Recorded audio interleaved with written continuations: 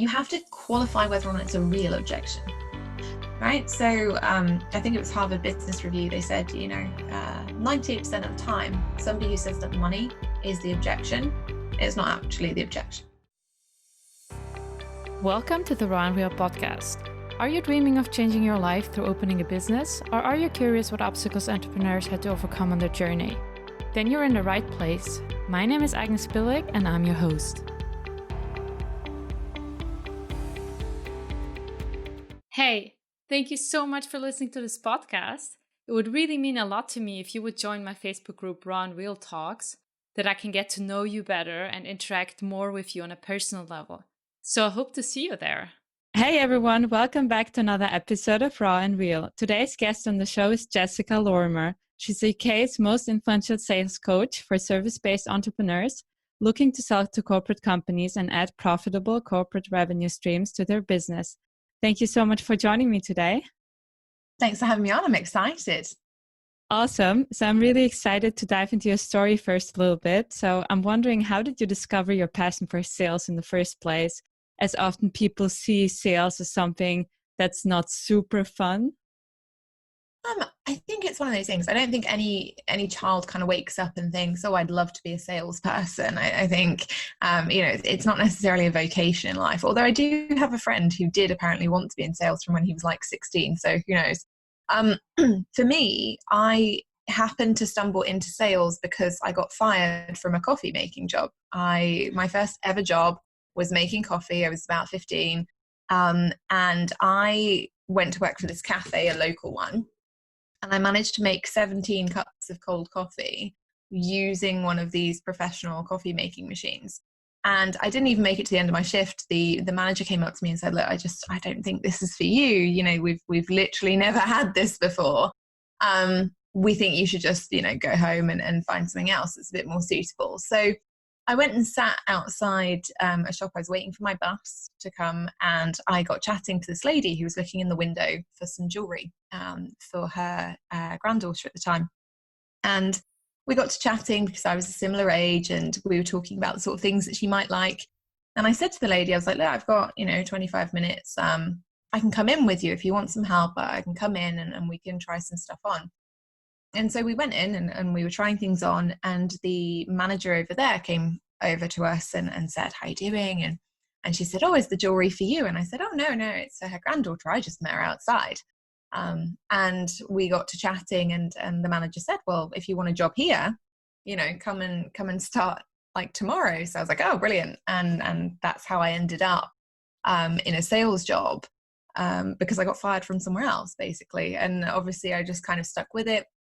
When I was at university, I got headhunted by a FTSE 250 company, and I was really fortunate. My previous job had said, "If you want to do it, take a sabbatical. We'll keep your job open for 6 months, and you can go and try working in the city, see what it's like. If you hate it, you can come back." And after about 3 days, I was like, "I love it. I'm staying. Thank you, but I'm done." And I've been in sales ever since. So about 15 years now. Wow, that's so cool. And because you were working before really at those big corporate companies, so how did the transition for you go into being your own boss and like opening up your own thing? Well, I think it's one of those things. I don't think that anybody manages that transition particularly well. And what I mean by that isn't an offensive, everybody sucks. But I think the first 3 months in business after you leave a corporate job, it's something that I did. It's something I see a lot of people do, is they kind of have this moment where they breathe out. So you walk out of a corporate environment, which is super structured, where you're being checked in on regularly, you've got regular KPIs that you need to hit, you're having performance management reviews and all this kind of thing. And then suddenly you can get up whenever you want. And nobody is there being like, "Oh, you've got to have this meeting at 9 o'clock, or you've got to do this at 8:30. And so actually you just have about 3 months where you kind of settle into what is your new normal, and what is going to be most beneficial for you. Now, my first 3 months in business absolutely sucked. I built my business whilst I was still working for my corporate company. And during that time, I was making money, and it was going really well, and it was easy. So when I gave up my job, I was like, well, this is going to be fine. Because I had those 3 months of just breathing out, actually didn't. It sucked. I was, instead of signing sort of 3 or 4 clients a month, I was signing 1 or 2. And, you have that moment of the kind of dark night of the soul where you think, oh, is this for me?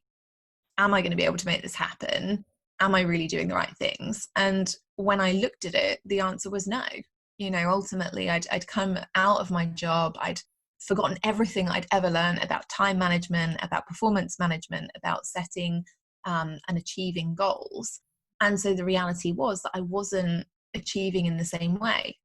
So I had to really look at that, and I had to plan it differently and think about, what I wanted from my business, and how I wanted to operate, to set myself some KPIs in my own business. And once I did that, I went from, really struggling, really finding it difficult, really having to work hard, albeit on the wrong things, to make money, to finding it much easier, to it becoming a much smoother process, and to being one of those irritating people who did go on to make 6 figures in 6 months.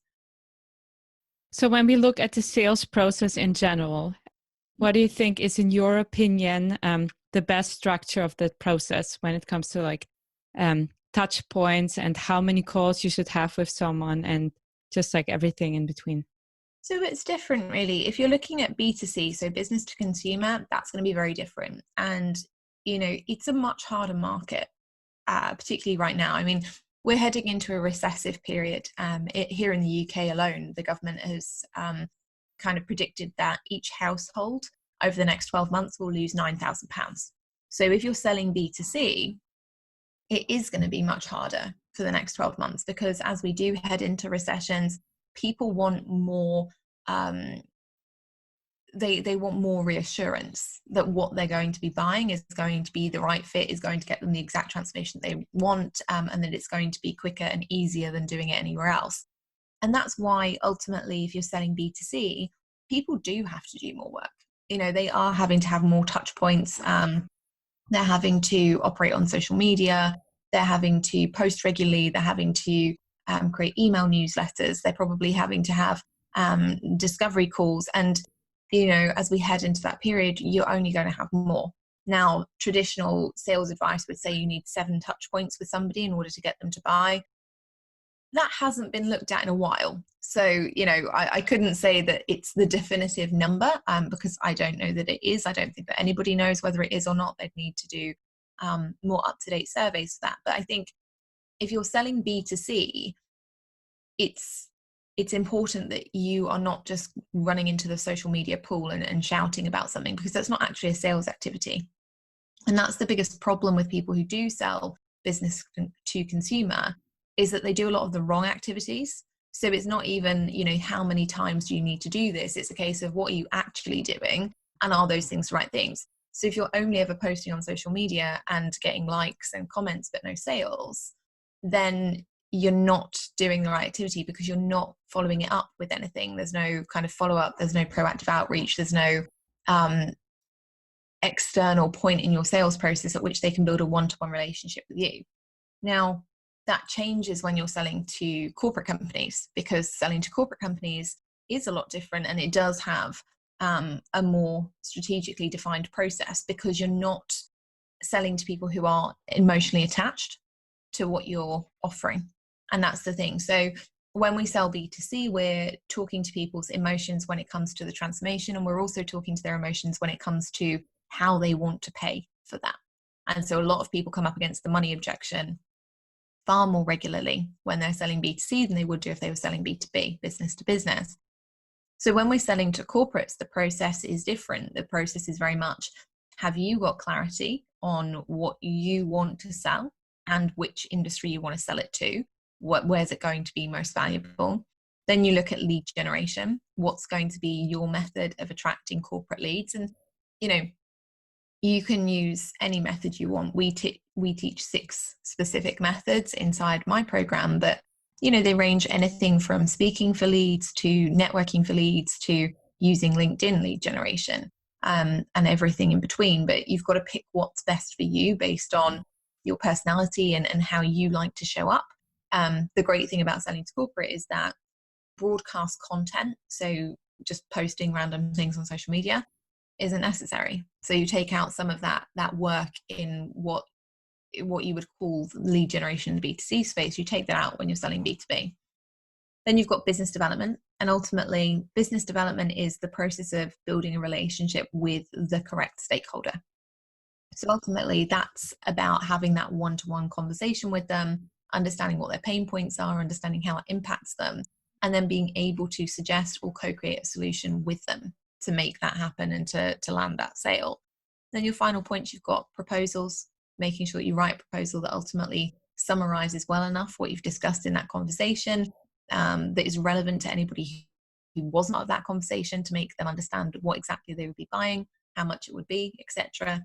And then finally delivering an upsell. So making sure they have a good experience and then being able to resell within that organization or a different operating company.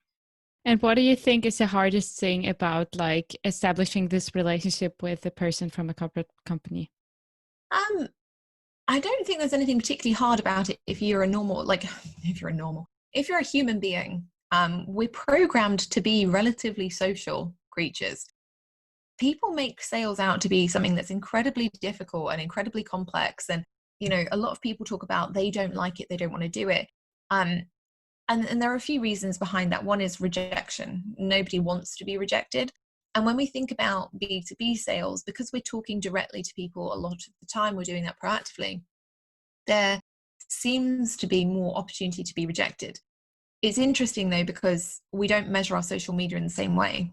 When we're posting out on Instagram and we've got 5,000, 10,000 followers, whatever that is, and you make a post and 20 people like it, you go, oh, well, 20 people liked it, it was great. You don't go, oh, 4,980 people didn't. That must be rejection. And so it's always interesting to me when people say what's the most difficult part about connecting with a stakeholder? Well, if you're a human being who is able to develop rapport with other human beings, honestly, it's not that hard. Once, I guess, how, the reality is that most people do it wrong because they will try and blind pitch something without knowing, what that person's pain points are. And this happens B2C as well, to be fair. I'm forever getting LinkedIn messages and things with people who are just desperate to pitch me something. And as soon as I'm like, look, just pitch me the thing. I don't care. You don't need to ask about my dog, or you don't need to ask about how my family's doing, just pitch me the thing. Immediately they go straight into this pre-rehearsed, pre-recorded, this is what I have, do you want it? And 9 times out of 10, it's a no, because I don't know them, because they have no idea what my problems are, and because they haven't been able to adequately demonstrate that they can be a human being. And that's what we do. We buy from people. People buy from people. We don't buy from predefined robots who are so desperate to get something over the line that they're just going to spam everybody, right? And so when we're talking to those corporate stakeholders, that's the bit that most people find most difficult, is how can I be that human being but get the information I need? And that's going to be about the questions that you ask and how well you listen, quite honestly. And let's say if someone is approaching you on LinkedIn and pitching you something, what's the best way how they can show that they're a human being, that you would be enthusiastic? So it's interesting because I'm a salesperson. I love people pitching me generally. It's just that there are quite a few interesting tactics going around, and they have been for years. Let's not forget, people who don't like sales, and this is always the interesting dichotomy for me, really, is people say, I don't like sales because it's sleazy, because it's spammy, because it's gross. And yet they are often the people who are like, right, so what I'm going to do is I'm going to pitch somebody in a Facebook message, or I'm going to roll into their LinkedIn DMs and be like, hey, you've got a dog, I've got a dog, maybe we should talk. About what? Why? How is this going to benefit me? And so when we're talking about pitching people, pitching anyone, it's a process behind it. If you've just rocked up at my front door and you try and sell me something that I don't need, I'm not going to buy it. So why are people applying the same logic to LinkedIn or Facebook or any kind of social media platform? It's ridiculous. And so really the first thing you need to think about is, if I was the consumer on the other end of this, how would I feel? So when people come into LinkedIn and they're like, oh, hi, Jess, I've never met you, but I hope your family are doing well through coronavirus. I'm like, no, you don't. You have no idea what my family's like. You don't know who they are. Why would you care? And I know, and we all know logically that they're trying to be nice, but actually it doesn't come across as being nice. It comes across as being quite pervasive and manipulative, and that's what people don't like. So when you are trying to do it, you've really got to think about, what is the purpose of me connecting with this person? Are they transparently aware of what my purpose is for connecting with them? And so when I'm teaching my clients how to talk to stakeholders and how to build those relationships, the process of getting to the pitch may be a bit longer. You might have to actually exchange 2 messages to book in a call to talk to them. But once you're on that call, they're already qualified. They already know that they are interested in what you want to talk about. They're already open to the idea that they will want to buy something from you. And so actually the process from pitch to sale is a lot quicker. And that's how we kind of contract that. So if you're looking to do it, you've got to bear in mind, okay, well, getting to the pitch effectively is the hardest part of the sales process. So why are we just bombarding people with the pitch? Because ultimately, we haven't had time to handle any of their objections. We don't know what their problems are. We don't know what their questions are. We don't know whether they're going to want reassurance. So instead, spend some time. Try and find out those things. Don't bang on about something that's completely irrelevant. They don't care how you feel about their family or how you feel about their pets. Or honestly, 9 times out of 10, people are just kind of like, we know you want to pitch us. Just get to the point. And if you are going down that sales route, then obviously people are just going to be like, yeah, sure, pitch, because they know that that's what you're desperate to do. They're not qualified in any way. They don't want to buy from you. They just want you to get it over and done with, so you stop messaging them.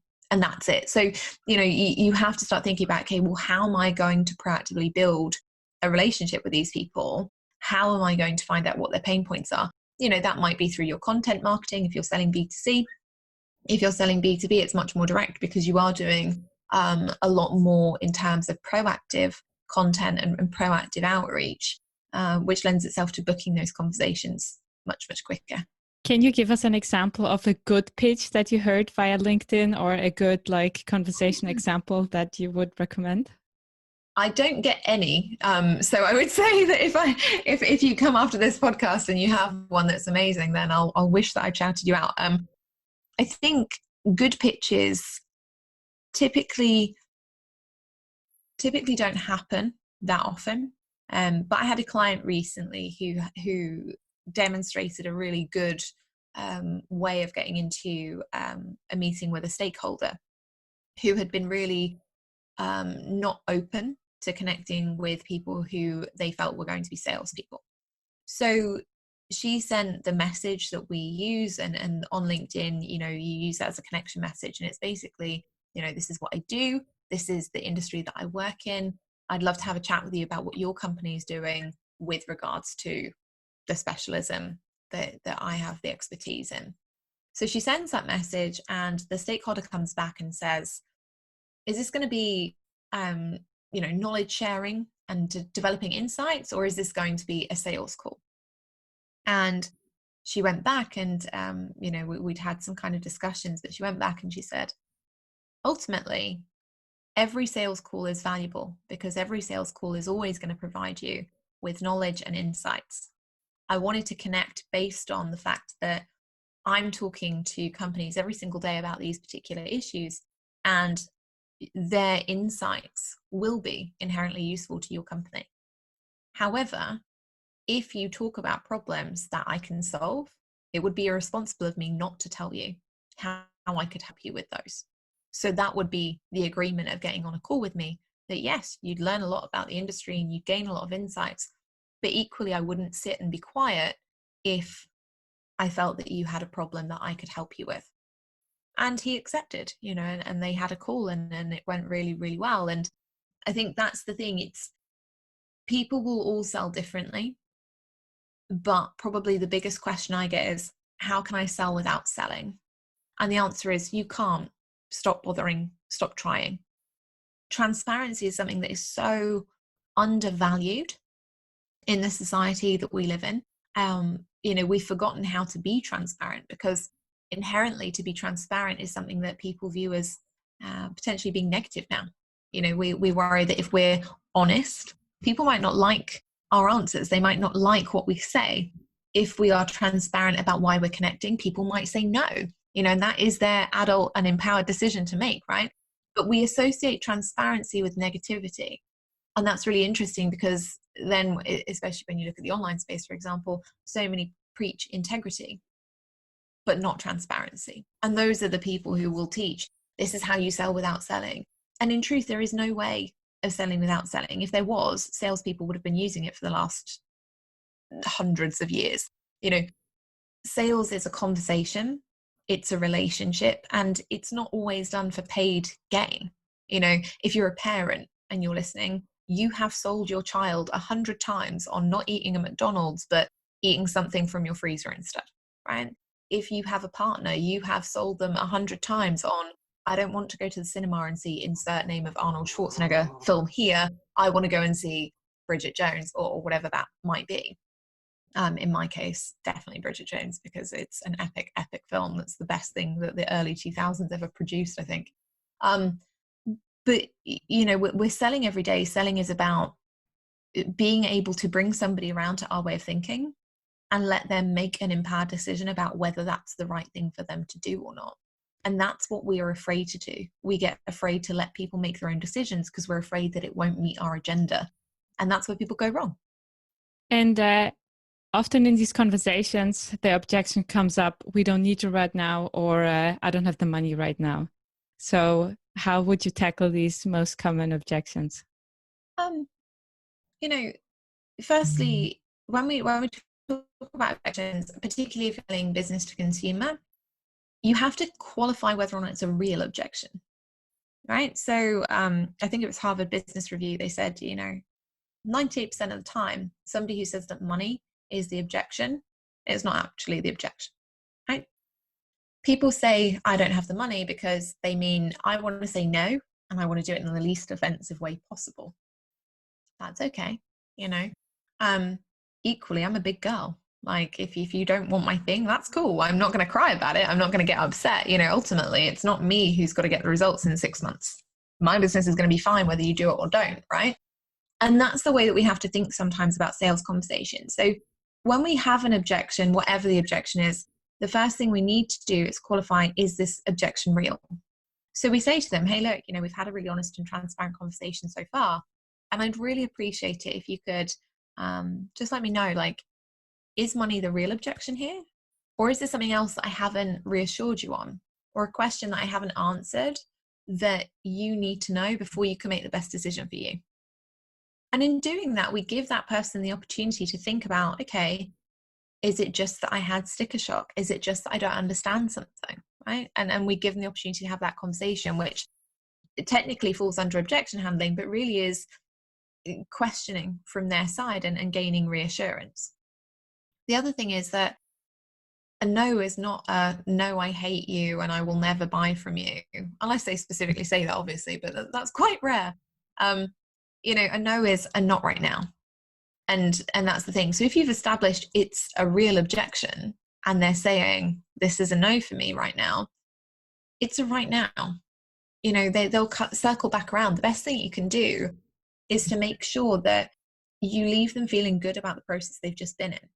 I had an email a couple of days ago. I've just come off the back of quite a busy launch, so my voice is going. I've talked a lot over the last week and a half.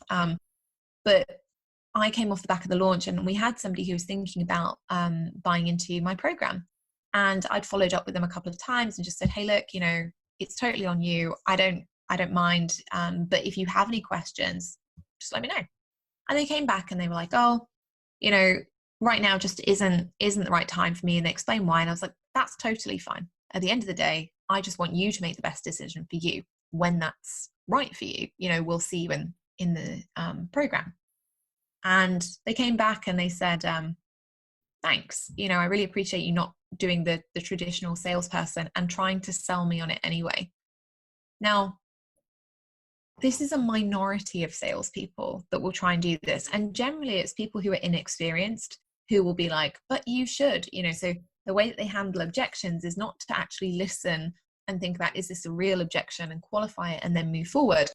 Instead, what they do is they try and batter it down. They're like, well, you can't find the money. Well, if you can't find the money, you just don't want it enough. Okay, sure, because bullying people to get into your program, that's going to make them really enjoy the sales process. That's going to make them want to spend time with you. Sure. Or they'll go, well, and this used to be prevalent about 5 years ago. It was awful. Well, if your child was sick, would you find the money to treat them? And they'd be like, well, yeah, of course. And they'd be like, well, then you just don't want it enough. Because if you could find the money for that, you could find the money for this. Battering down somebody's objections or making them feel small or diminished is not going to get you any further in that sales process. It's going to make people quite rightly assume that you are an incredibly negative person who they don't want to spend time with. So whenever they do have the money or the time or whatever the reason is, they're not going to come back to you. And that's the thing that people don't realize. It's very, very short-sighted in the online space. People like, if that person doesn't buy from me now, then screw it, they're dead to me forever. And the reality is, lifetime customer value is a huge thing. In my business, lifetime customer value of the average consumer is £22,000. So if I went and really hacked off 10% of my customers, I'd be losing £200,000 a year potentially. Yeah, that's a big number, and people don't think about it. So when you are handling these objections, qualify if it's real, empathize if it is, give them a next point in the process. Where can they go once the objection has been handled? If it isn't, go back to questioning, go back to understanding what it is that they need to make the best decision for them, and never come from a place of desperation when it comes to sales. Yes, we will need to pay our bills, but the most unattractive trait in dating is for the person to be really needy and want you more than you want them. It's exactly the same in sales, and it will repel people if you don't understand that your job is simply to give them the best information so that they can get the best decision for them. How that decision impacts you is none of their business, and quite rightly so. And let's say if you get a no and it's a no, not right now, how would you handle the follow-up process in the best way?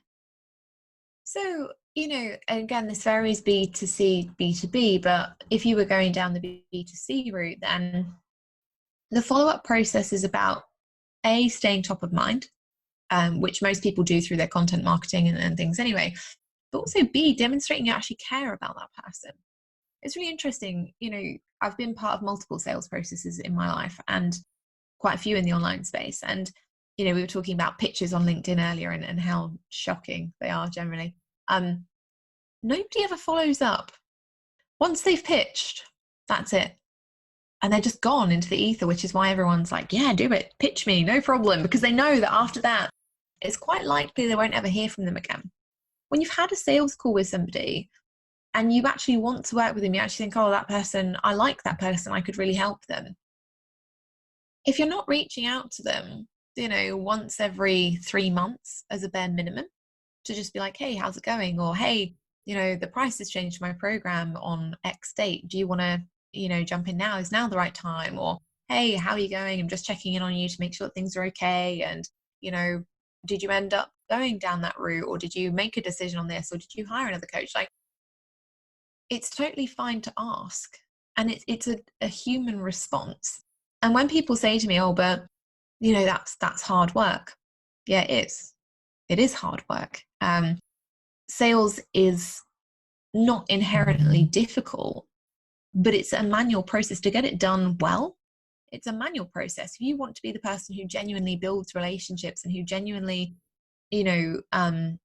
makes money with integrity, then you need to have a place for building those relationships effectively in your business. And so people always say to me, but that will take me ages. Well, yeah, but that's why I've got a 7-figure business. It did take me ages. But guess what? Like, it resonates with people because they understand that you're seeing them as a human being, not a statistic. And if we look at historically, funnels and sales funnels and things in business, they only work really for newbies. Experienced people don't necessarily buy from sales funnels because I'm not I'm not one of the cattle that needs to be herded into the grid. And the problem with a sales funnel is that you can't always, and a lot of people don't, personalize it where it feels like a personal relationship is being built. There's no opportunity to. So when we look at sales funnels and how they've changed over the last 5 years, it's been quite rapid. It has been quite a rapid change, and it will become even, or the gap will become even bigger, because whilst it seems like the sexy thing to do for salespeople. Oh, I'll just bung out a load of Facebook ads, and then I'll get everybody corralled into this challenge or this webinar or whatever. And then I'll just bung out 10 emails and it'll all be done on auto and I'll never rejig anything. That's not how people want to buy, especially when you head into a recessive market and they want to know that they are buying from you and they're building a relationship with you. So if you never have an opportunity to be like, okay, hit reply and, I'll tell you what I'm up to, or hit reply and, we can chat about our favorite, coffee or whatever that might be, then actually it's really hard. It's really hard for people to get to know you. And if we take the adage, people buy from people, then you have to let people get to know you. You have to get to know them. You have to hold space for that. And in most cases, I think people often have problems with identifying where they're struggling in the sales process, because many people say, hey, I don't get enough traffic or I don't have enough visibility, but in the end, they can't really convert. So when we're talking about making sales at its most basic form, sales and how to make sales is about two things. One is having the right eyeballs, and two is having the right offer in front of the eyeballs. Yeah. That's why there is this massive synergy between sales and marketing. Now, if you already know that even in an audience of 100 or less, that you have some of the right eyes, and you can always understand, like, if you have the right eyes, because there'll be the people who ask good questions about what you do. There'll be the people who are actively trying in your audience to go and, do the thing that you're telling them to do. And you're not making sales, then you have a conversion issue, even with a tiny audience. If you've got a ton of traffic and they are asking questions and, they're doing the right things and, there are vast numbers of them, but then they're leaving your audience for some reason, you could have a messaging issue, right? So you've really got to go through, what are the stages that people would go through to buy from me? Is my messaging clear? Am I clear on what I'm selling? Am I flip-flopping every 5 minutes to sell something else because that might be more profitable or I might make more money there? If you're doing any of these things, you make it harder for people to buy from you every time. If, however, you're doing all of that right, and you can usually find that you're doing that right if you're getting people to sales calls. So if you're getting people on sales calls, then generally, we can make the assumption that your messaging is probably relatively good, that you are relatively clear about what you are putting out there and how people can communicate with you. And then you're not closing them and you're not getting deals. Then your problem is the sales call piece, right? So we can actively track back, is our problem in the marketing? Is it, in the clarity, in the messaging, in the lead generation and the quality of that? Or is it in the sales call, the conversion, the objection handling, the, ongoing upselling and delivery piece? And that's what people have to understand for themselves. If you look at your sales process and you're completely honest about it, it's, where does that fall down? If I'm getting people on the calls but nobody's buying, okay, well, the assumption then is the calls are the problem. And again, you have to drill into it. So it might be, if I look at the last 10 people I had calls with, were they the right kind of people? And if they weren't, then you go, if they were the wrong people, then I have the wrong messaging around the calls. And that's the problem. Let me change the messaging and try it again. The other key thing is, when you're troubleshooting a sales process, people try and change everything at once. When they look at a sales page, they're like, I'm going to rewrite the whole thing. A, why bother? They'll take you a very long time. And B, if you do that, if you change everything about your process when you troubleshoot, it can seem like it's the quickest way to do it, because you're like, oh, I'll just change everything and then it'll work. But actually it's not. It's the long route, because even if that works, you don't know what about it works. You can't pinpoint a specific thing. So you can never make that more efficient unless you go back to trialing. Okay, this bit may not be as effective, so I'm going to change that, and I'm going to give that a week, and then I'm going to change this, and then I'm going to do that. So when we're talking about sales as a whole, it's an ongoing process where you will always be refining your sales process and trying to make it better, trying to make it a better experience for the customer, trying to make it more simple, more effective. Once you've got that, then you can replicate it on auto if that's what you want to do. And for you personally, what are you doing in order to not get attached emotionally to the calls you have? I'm a robot. I mean, I joke, but the thing about that emotional attachment is that I can like a person but be completely unattached to whether their business succeeds or not. And it's one of the things that means that I can always be detached in a sales process. Because if I give somebody all of the right information and I give them and hold the space to let them understand where their sales process is potentially going wrong, and how that's going to impact them moving forward, and offer a solution that can meet their need and help them get there quicker and easier than they would on their own, and they choose not to do it, who's going to be struggling in 6 months? It's not going to be me. And that's the thing, like, your focus when you are running your business is about you. It's about staying focused on, okay, well, what does my business need to survive and thrive? When we're having conversations B2C, it can be tempting to get caught up in somebody else's story. It can be tempting to buy into, oh my goodness, nobody has any money right now. Nobody's doing this right now. Nobody's looking at their PR or their podcasting or their sales or their marketing right now. None of those things are true. All you can ever do and all you can ever guarantee in life is that you have ultimate responsibility and autonomy for your own business. So buying into somebody else's story on a sales call, whether they say yes or whether they say no, isn't really relevant to you, because all you can do is continue this process of, how can I make it more effective? How can I make it more efficient? Now, I can like somebody and their business can do really well. I can like somebody and their business can not do well. I'm not attached to the success of their business. If I was, my job would be a lot harder, because I like a lot of people, and I've watched a lot of people over the last 6 years that I've been in the online space build businesses that have failed because they did get sucked into, oh, I only need to do marketing. I only need to do paid traffic. I only need a funnel. I only need this. And they didn't focus on sales basics.